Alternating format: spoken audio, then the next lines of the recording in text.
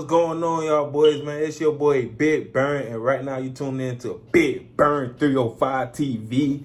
What's up, man? This is the first video I'm dropping on YouTube, on my YouTube page, man. I need y'all boys to go like and subscribe if y'all could do me that favor real quick, man. And today I'll be talking about the top 10 college football teams. I will have a part 1 and a part 2. This is my list. This is my ranking. So if you don't like my list, man, don't argue with me. Top is a banger for me, man. You feel me? I always talk about the top 10 college football teams ever. You know, I was also a college football player. I will talk about my football journey. That's a later video, though. But college football is an exciting sport. Everybody go rep their home teams, man. Shout out to UM, man. Make the crib great again, man. I know we going to do that, man, for sure. But like I said, everybody go rep their teams on Saturdays when their team play. The tailgates go crazy. During the game, the fans are crazy. Man, it's been some great teams for college, man. Some great teams, some great dynasties. But we're talking about teams today, man. There's been some great teams throughout college, throughout the years. And we'll be discussing that today. So get your popcorn, get your drinks ready, get your snacks ready, man. And this is what we're going to talk about. I'm getting to the video to let you know, man, this is my list. This is my rankings, my personal list. So if you don't like my list, I do not care. Do not argue with me. Argue with your mom. And that's it, man. But you guys tell me your list down in the comments below, man. And let's get into it. Number 10, man, we got the 2009 Alabama Crimson Tide, man. This was a breakthrough season for Nick Saban to start his dynasty at Alabama. And we all know what Nick Saban do. Shout out to the GOAT, man. Have a great retirement, Nick Saban. But this was a breakthrough season for them guys, man. These guys were undefeated. This was Nick Saban's only undefeated team. You can search it up. This is straight facts, man. Football players on this 2009 team: Mark Ingram, Julio Jones, and Trent Richardson. And this was Mark Ingram Heisman year, man. Mark Ingram was going stupid, giving them boy crazy work on that field, man, to win the Heisman, man. I remember watching Mark Ingram steamrolling. He was an angry runner for real, dude. On offense, these guys had 5,927 total offensive yards and 48 total touchdowns. The starting quarterback at the time was Greg McElroy, who threw for 2,508 yards, 4 interceptions, and 17 touchdowns. We all know the leading receiver who McElroy was throwing to, Mr. Julio Jones, who had 43 receptions for 596 yards and 4 touchdowns. Of course, Mr. Heisman himself, Mark Ingram, who had 271 attempts for 1,658 yards and 17 touchdowns. I told y'all he was going crazy this year. But behind them, we had Trent Richardson, who had 145 attempts for 751 total yards and 8 touchdowns. Man, them boys was going back to back. The Tide defense didn't let up this season either. These guys were holding opponents to 11.7 points a game, man. Them boys was going crazy. Like I said earlier, man, this team will go through a lot of teams going undefeated, steamrolling through teams, man. Going all the way to the SEC Championship, where they played the Tim Tebow-led Florida Gators, where they beat the Florida Gators 32-13. Man, they had a picture of Tim Tebow crying, man. Them boys did Tim Tebow wrong, man. Then these guys will head to the BCS National Championship game that year, playing Texas, where they beat the Longhorns 37-21, becoming national champions that year. Great start on the list, man. Now let's head to another team. Number 9, we got the 2013 FSU Seminoles. Now I know what y'all thinking. Oh, you ranked them too low, man. Number 9, I got the 2013 FSU Seminoles. Man, this was a stat team, man. These guys were dominant this season, man. I remember watching them boys, man. I'm like, damn, boy. Even though I'm a UM fan, I'm like, man, they gonna give us some problems. Football players on this team, of course, you had Jameis Winston, Kelvin Benjamin, Devontae Freeman, a young Jalen Ramsey, and Telvin Smith. On the offensive side of the ball, man, these guys had 7,319 total offensive yards. Damn, man, that's wild. Add that with 84 total touchdowns. I forgot to say, man, Jameis Winston won the Heisman that year too. He was going dumb that season, man. If you say otherwise, man, you're crazy. Jameis Winston is a college football legend. The Heisman that season, Jameis Winston threw for 4,057 yards that season, 40 touchdowns, and only threw 10 picks. Leading receiver this season for the FSU Seminoles, I know who y'all thinking it is. It wasn't Kelvin Benjamin. It was Rashad Green, who had 76 receptions for 1,128 yards and 9 touchdowns. Kelvin Benjamin came after Mr. Green with 54 receptions for 1,011 yards and 15 TDs, man. Y'all can't tell me Kelvin Benjamin wasn't going crazy that season, man.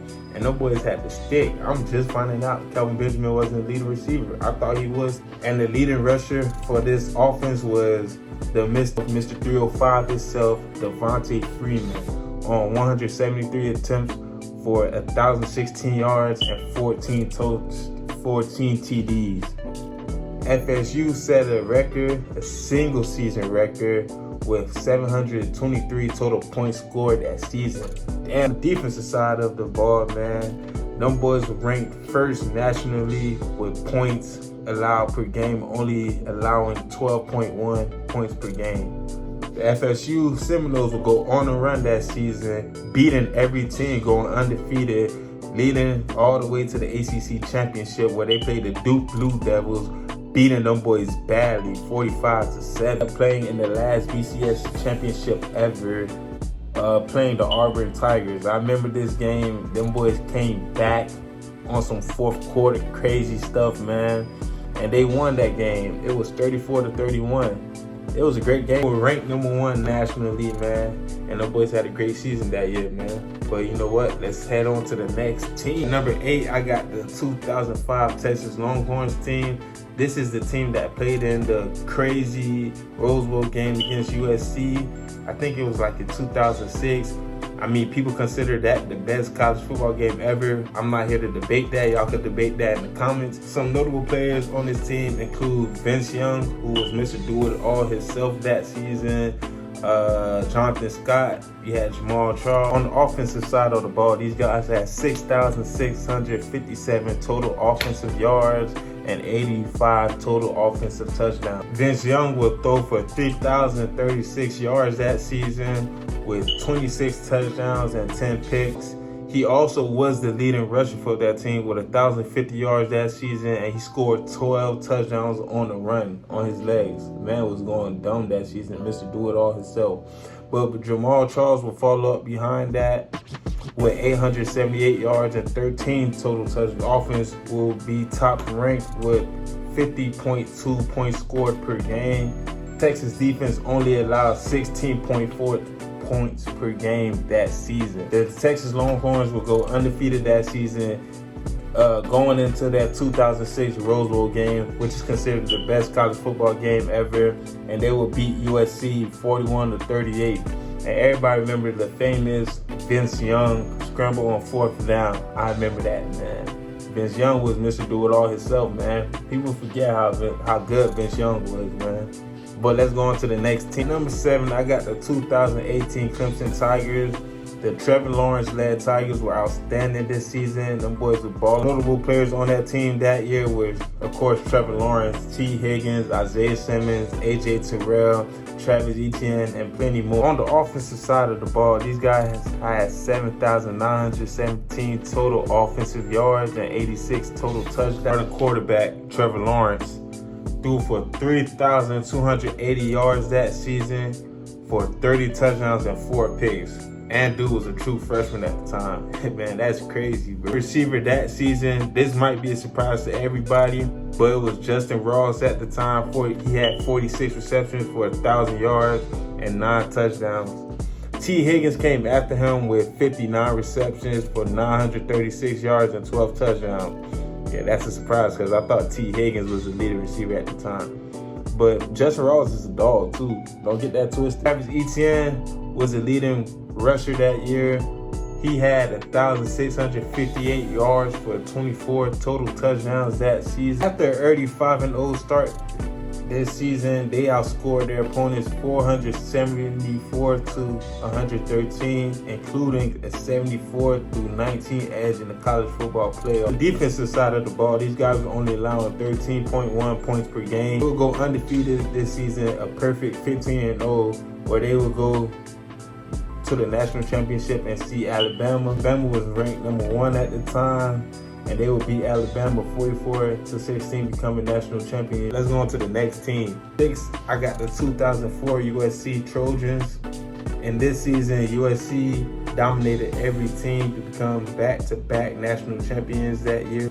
Some notable players on that team this year was Matt Leinart, who was a Heisman that year, Reggie Bush, LenDale White, and Steve Smith. On the offensive side of the ball, these guys had 5,685 total yards, adding 59 total offensive touchdowns to that. Mr. Heisman that season, Matt Leinart threw for 3,322 yards for 33 touchdowns and 6 picks. Leading receiver that season was Dwayne Jarrett, who had 849 yards for 13 touchdowns. And the leading rusher that year was LenDale White, who had 1,103 total rushing yards for 15 TDs. Reggie Bush was right behind him. How can we forget about Reggie Bush? He was dynamic, electrifying in college sports and college football alone. I mean, Reggie Bush had 908 yards for 6 touchdowns that season. USC will go a perfect 11-0 this season,